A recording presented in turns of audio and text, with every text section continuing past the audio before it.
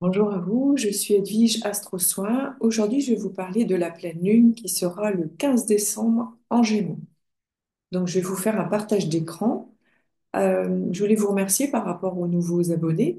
Et puis, vous avez vu sur ma chaîne, j'ai fait sur Pluton en Verseau.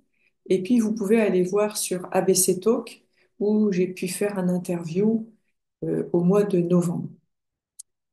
Donc, je vais vous faire un partage d'écran. Voilà. Alors, par rapport à ce partage d'écran, j'ai pris le thème à travers le site de AstroThème. Alors, il est vrai que parfois je me répète, mais c'est pour les nouveaux qui viennent juste d'arriver sur ma chaîne. Donc, vous voyez, simplement en regardant ce thème, on voit qu'il y a beaucoup, beaucoup de rouge. Donc déjà, on sent et on pressent qu'il puisse avoir des tensions, des distorsions, oui, ne serait-ce que juste de regarder ce thème. Je ne sais pas ce que vous en pensez, mais voilà. Donc, la pleine lune en Gémeaux. Alors, vous voyez, on commence avec un ascendant, le AC, il est à 27 degrés du Sagittaire. Ah oui, et puis je voulais vous dire que c'est vrai que c'est plus facile de regarder sur votre ordinateur pour me suivre que sur le téléphone portable. Parce que l'écran, il est petit sur le téléphone portable, donc c'est pas forcément évident quand je bouge la souris, en fait, et je comprends. Donc, quand je parle d'une pleine lune en Gémeaux, vous voyez, ici, on a la lune qui est à 23 degrés du Gémeaux, et en face, en opposition, nous avons le soleil à 23 degrés du Sagittaire. Donc, vous pensez bien que cette pleine lune qui sera le 15 décembre va parler davantage aux personnes qui seront du signe du Gémeaux, ou alors les personnes qui vont être du signe du Sagittaire, tout en sachant que, bien évidemment, on a tous du Gémeaux à l'intérieur de son thème de naissance et on a tous du Sagittaire aussi à l'intérieur de notre thème de naissance, même si on n'est pas né dans cette période du Gémeaux et du Sagittaire. C'est là où c'est important d'aller positionner cette pleine lune à l'intérieur de votre thème. Alors, la lune en Gémeaux, la lune, c'est quoi? C'est les émotions, c'est l'énergie yin, c'est votre manière de gérer votre vie au quotidien, mais à travers vos émotions. Et en Gémeaux, c'est un signe d'air et on est beaucoup plus dans une quête intérieure liée à la communication, à la curiosité et à la dualité. Pourquoi dualité? Parce que le Gémeaux, il est double. C'est comme dans le tarot de Marseille ou Wirtz, que j'aime utiliser.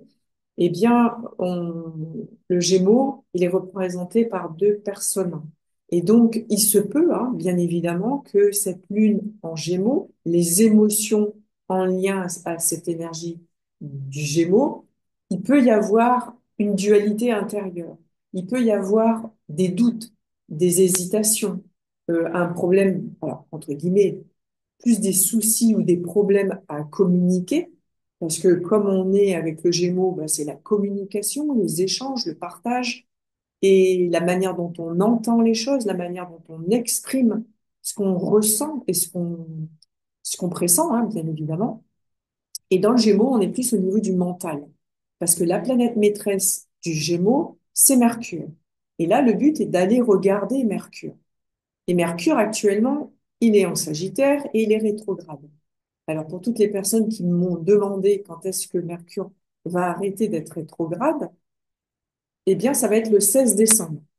Donc, ça veut dire que Mercure va reprendre sa course dans le signe du Sagittaire pour ensuite aller par la suite, bien évidemment, dans le Capricorne. Mais voilà, pour toutes les personnes qui m'avaient demandé quand est-ce que Mercure va arrêter sa rétrogradation, c'est le 16 décembre. Parce qu'il est vrai que quand un Mercure est rétrograde, eh bien, il se peut que on attend des choses par rapport à certains contrats, à certaines signatures, même par rapport à une vente quelle qu'elle soit, eh bien, on a l'impression qu'il y a des retards, il y a des attentes. Et cette sensation que vous avez peut-être à l'intérieur de vous va peut-être beaucoup plus se dissiper à partir du 16 décembre. Vous allez peut-être être mieux intérieurement. Et ensuite, le but, lors de cette pleine lune, c'est d'aller voir le soleil. Le soleil, c'est quoi? C'est le rayonnement qu'on porte à la vie le rayonnement qu'on a à l'intérieur de soi. En Sagittaire, on est dans la notion de la foi, de la spiritualité, des grands voyages, des formations, si on a envie de prendre des cours ou des formations, des stages, etc., etc. Mais là, on parle d'une pleine lune. Donc, il se peut que vous êtes dans l'hésitation de vous dire, bah, tiens, moi, en cette fin d'année, j'ai envie d'apprendre telle et telle chose. J'ai envie de me former. Et il y a un peu comme une discussion avec vous-même dans l'hésitation. Vous êtes peut-être actuellement un peu perdu de pas savoir où vous en êtes dans votre aspiration. Parce que j'aime bien l'histoire du Sagittaire avec sa flèche qui doit atteindre un but, mais quel est son but? Et est-ce que vous avez des aspirations? Quelle est votre quête de sens? Où est-ce que vous en êtes par rapport à votre propre vérité intérieure? Et là, comme c'est une pleine lune, il peut y avoir des tensions intérieures. Donc, le but, c'est de réellement de relâcher tout ce qui vous bloque intérieurement. Alors, comme je vous disais tout à l'heure, il se peut que ça soit les Gémeaux, les personnes du signe du Gémeaux. Alors, plutôt à la fin du Gémeaux, pour rentrer après dans le Cancer, que vous pourriez être davantage plus affecté par rapport à cette lune des émotions. Elle est beaucoup plus cérébrale. Elle a un besoin d'être au contact du public, donc ça peut toucher le commerce. Est-ce que cette pleine lune euh, peut dire à certains commerçants ou à certaines entreprises, mais qui est dans la vente ou dans le rachat, peut-être il y a des ralentissements. Est-ce que vous avez l'impression que dans votre boutique, il y a moins de personnes qui viennent chez vous? Mais je dirais que c'est un peu normal parce que beaucoup de personnes se posent la question du lendemain, financièrement parlant, et en plus le Mercure, comme il est rétrograde, il y a encore plus de réflexion par rapport au fait de vouloir s'acheter quelque chose. On est plus dans la retenue. Est-ce que c'est nécessaire d'acheter ce qui nous touche, ou est-ce qu'on n'a pas plutôt envie de faire plaisir? Ben justement, comme là, on va rentrer dans la période de Noël ou des fêtes, vous avez peut-être plus envie d'acheter quelque chose par rapport à vos enfants, de leur faire plaisir plutôt que de vous faire plaisir. Mais n'oubliez pas qu'il est important de vous recentrer à l'intérieur de vous, de savoir ce que vous souhaitez réellement par rapport à votre propre quête de sens. Indirectement, c'est comme si on vous disait aussi ne pas vous oublier. Ok, vous faites les choses pour les autres, mais vous êtes peut-être un pilier dans votre famille, mais il est hyper important de penser à vous. Ça, c'est hyper important aussi d'entendre par rapport à ça. Et là, on se rend compte que Jupiter, à l'intérieur du signe du Gémeaux, n'est pas très loin de la Lune. Jupiter, lui aussi, il est rétrograde. Et il va recontinuer, enfin, recontinuer. Il va avancer, si je puis dire. Euh, alors, il avance, hein, quand on le regarde dans le ciel, il est là, il est très présent, Jupiter. Jupiter, c'est le guide spirituel, c'est l'expansion, c'est la protection, c'est la bienveillance, c'est le domaine juridique, la vérité, la quête de vérité, la quête de sens. Et quand est-ce qu'il va recommencer à avancer? Ça sera le 5 février 2025. Vous allez me dire, oh là là, c'est long. Ça peut être long pour certaines personnes. Parce qu'il est vrai que ce Jupiter, on remarque que lui aussi fait une opposition à Mercure.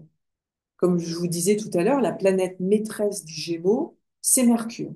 Et là, on voit que Jupiter est opposé à Mercure.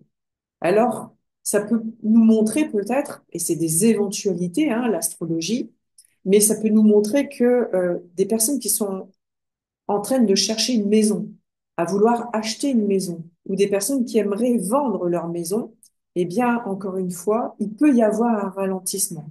Parce que Mercure est rétrograde, il recommence le 16 décembre, ça sera plus léger, et Jupiter est rétrograde, donc il y a comme un frein. Et lui, ça sera à partir du 5 février. Vous allez voir que début février, on va dire vers le 10, vous allez me dire, oui, mais c'est long à attendre. Alors, peut-être, mais l'idéal, c'est de être dans cet accueil, de cette patience, ne pas brusquer les choses, parce que ça sert à rien.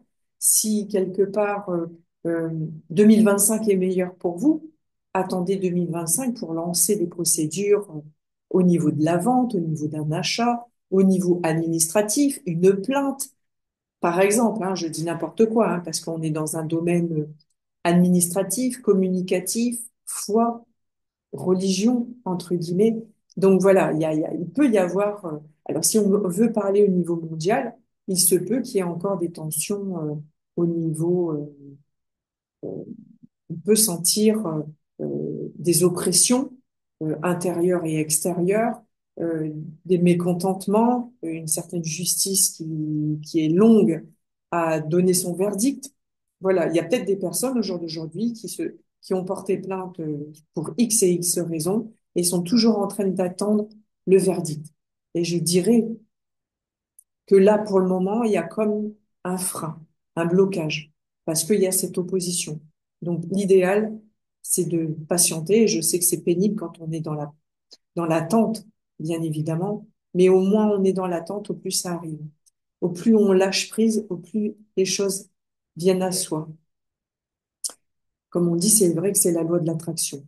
Et quand on regarde un peu le jour de cette pleine lune, parce que c'est ça aussi qui est important de regarder, c'est que, encore une fois, Pluton, lui, ça y est, il est rentré dans le signe du Verseau et il part pour 20 ans dans le Verseau. Et on le voit encore une fois, vous allez me dire, opposé à Mars, qui lui est rétrograde. Donc on sent bien qu'il y a comme une vague électrique, émotionnelle. L'électricité, c'est par le Verseau. Le Verseau, c'est toute la technologie, l'électricité, électromagnétique. Il, il se peut que vous puissiez rentrer dans une maison et vous vous sentez comme, comment dire, vraiment dans ce côté, vous dire, oh là là, mais je sens pas de rentrer dans cet endroit-là. Alors je dis une maison comme ça peut être ailleurs, hein, mais parce que vous sentez peut-être trop l'électricité ou trop le côté sensible et sensitif de ce qui se passe dans votre environnement et dans l'environnement de la maison ou le lieu que vous allez visiter. Donc voilà, c'est être vigilant par rapport à votre propre ressenti. Et on voit que Pluton est toujours opposé à Mars, et ça fait depuis au moins un bon mois maintenant.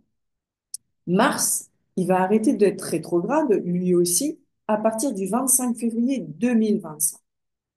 Donc, vous voyez, on est vraiment avec cette pleine lune en Gémeaux, direction Sagittaire, Pluton, Verseau aussi, un signe d'air comme le Gémeaux, signe d'air, face à du feu. Donc, il y a comme un chassé-croisé entre ces deux opposition, ces deux tensions. Euh, et donc, on peut se sentir davantage, actuellement, comme beaucoup plus fatigué, plus irritable, irrité. Et c'est là où c'est vrai qu'il y a bon nombre de personnes qui ont la possibilité de partir en vacances, d'aller voir la neige. La neige, ça permet d'abandonner toutes ces contraintes, toutes ces tensions. Et quand on n'a pas la possibilité d'aller voir la neige, il n'y a rien qui nous empêche de regarder les magnifiques photos à l'écran sur Internet et de nous plonger dans cette neige immaculée, vraiment de se laisser porter par ce blanc purificateur et lumineux. Voilà, ça c'est une belle invitation pour vous libérer au niveau de vos tensions.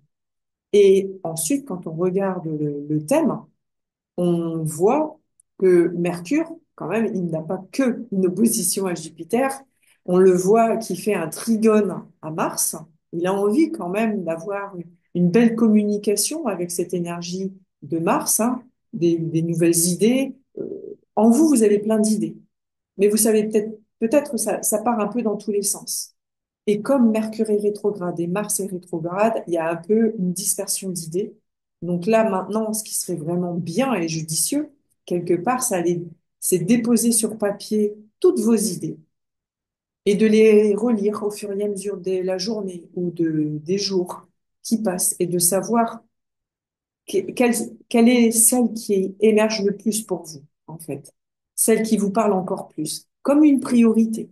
De vous dire, ah là là, cette priorité-là, oui, moi j'ai envie d'aller dans ce sens-là. Parce que ça va me faire vraiment du bien. Et ensuite, on voit que Mercure, ici, il descend et il fait un semi-sextile avec Pluton. Donc, c'est quand même super parce que l'idée que vous avez envie de mettre en place est poussée et aidé par Pluton, qui lui a besoin d'ouvrir les fenêtres en fait, hein. Pluton, il a arrêté d'être en Capricorne, il a arrêté de travailler sur ses vieux dossiers pour être vraiment dans l'ouverture de conscience. Du chakra coronal, on ouvre les portes. Là, c'est possible. Et donc, il y a beaucoup plus de fluidité dans le verbe, dans la communication, dans ce que vous ressentez intérieurement, dans peut-être les messages que vous allez canaliser. Voilà. Il se peut aussi par rapport à tout ça. Et on voit que ce Pluton, il vient ici faire un trigone à Uranus, qui, Uranus, ferme vers Neptune et qui referme vers Pluton. Donc, il y a comme un petit chapeau qui est dessiné à l'envers où la direction, et il nous montre la direction de Neptune en Poisson, c'est l'intuition, l'inspiration, le côté intuitif, le côté sensible, hypersensible. Voilà, il y a des choses à vraiment à rassembler à l'intérieur de soi pour ne plus être dispersé, mais pour poser les mots. On est un peu dans une exploration vis-à-vis de soi. On est vraiment dans cet esprit qui est en plein éveil. Donc voilà, c'est hyper important d'être à son écoute et à l'écoute par rapport aux autres. Qu'est-ce qu'ils attendent de vous? Est-ce qu'il y a vraiment une attente? Et est-ce que vous, vous attendez quelque chose des autres?